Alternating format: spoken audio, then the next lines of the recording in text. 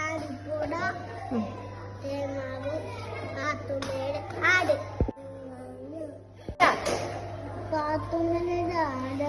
വൈക്കം മുഹമ്മദ് ബഷീർ ഇതികൾ ഇരിക്കുന്ന മരപ്പാവ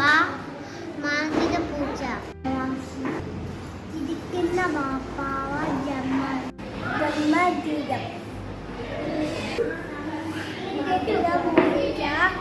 ജന്മദീപം